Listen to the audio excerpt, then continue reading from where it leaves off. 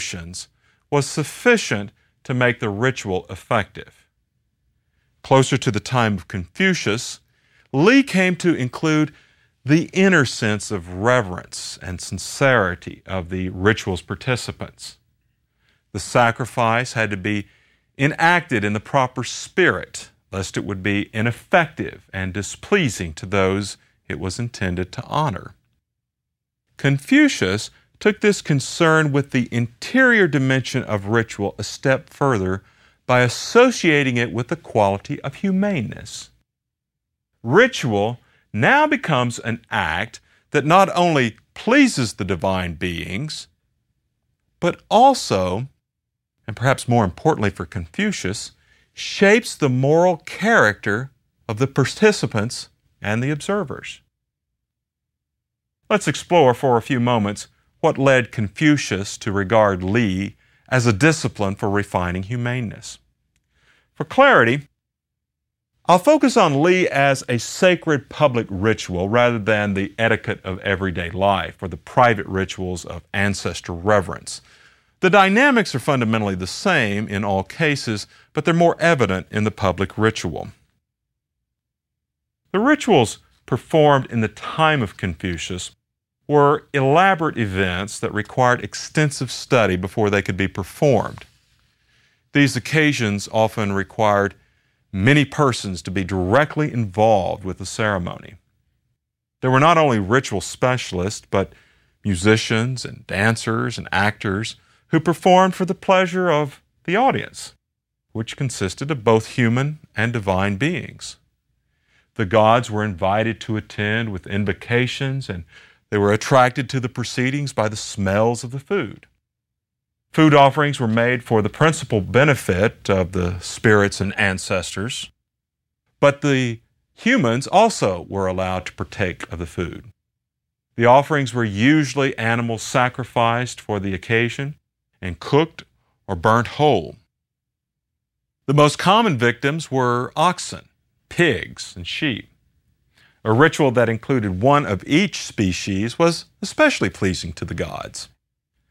Sometimes the spirits were offered gifts of silk and jade, or rice and millet.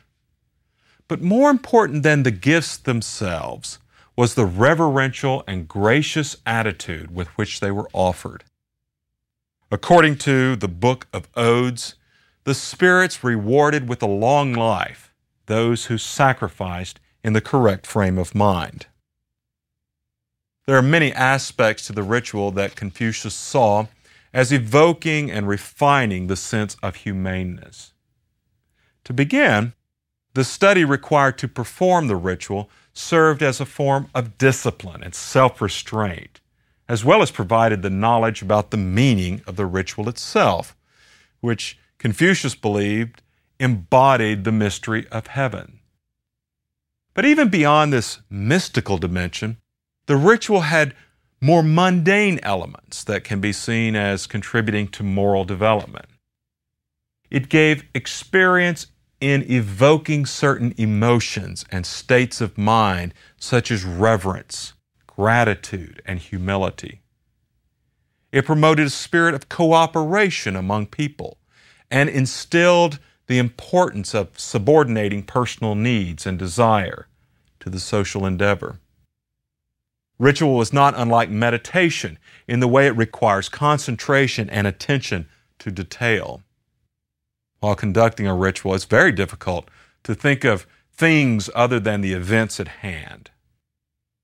Finally, there is the way that ritual created a sense of interconnectedness, of humanity and divinity, reminding one that he or she was part of a vast web of interdependent relationships involving the gods, the earth, and other human beings.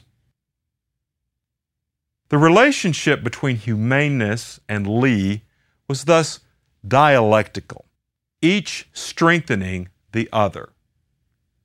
The more one grows in the quality of humaneness, the easier and more authentic is the expression of that quality while interacting with others.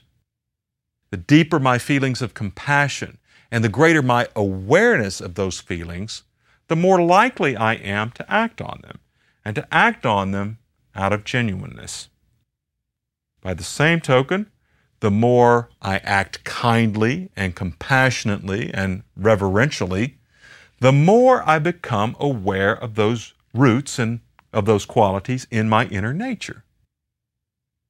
But how did individual moral cultivation contribute to a better society and a better government?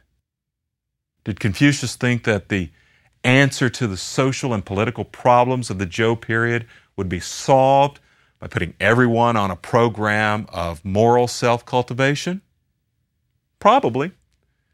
I mean that if he thought such a thing were feasible, it would have undoubtedly improved the welfare of the state. But being a realist, Confucius did not anticipate such a thing.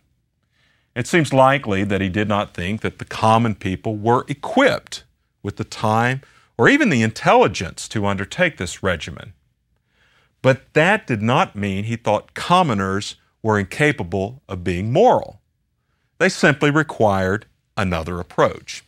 And this is where government played its greatest role in society.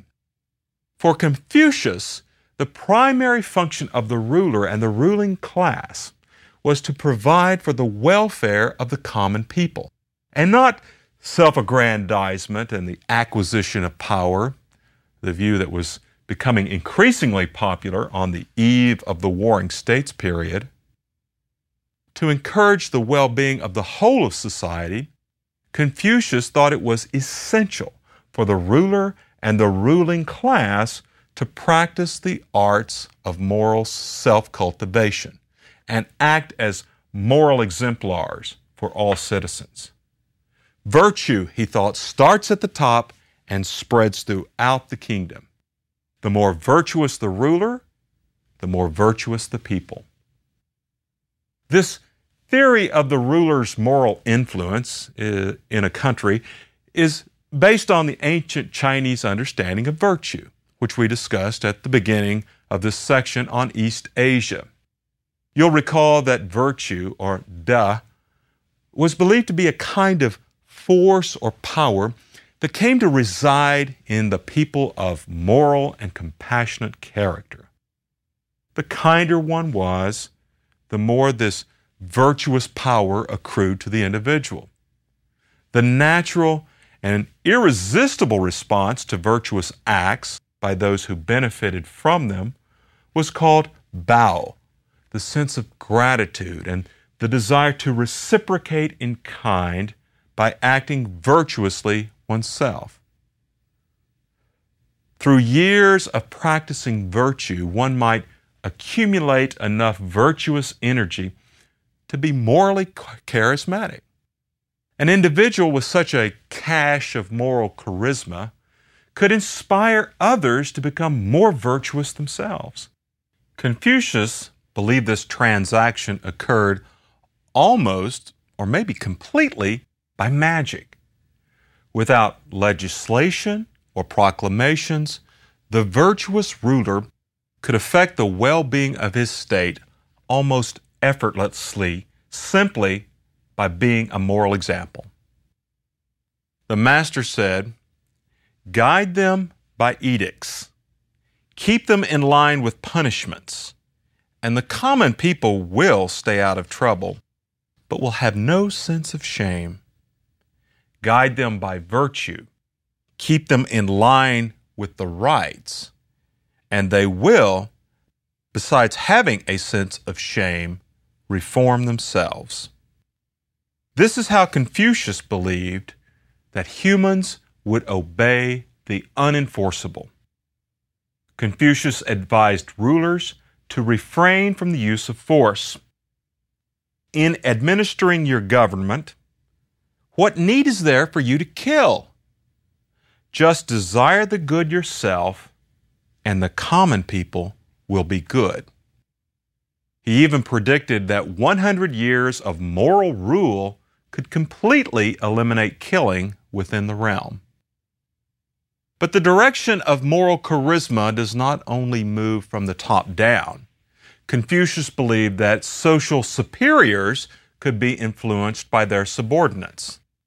This is one reason why he encouraged his followers to take government positions, where they would be situated both to influence the lower classes as well as the ruler and his court.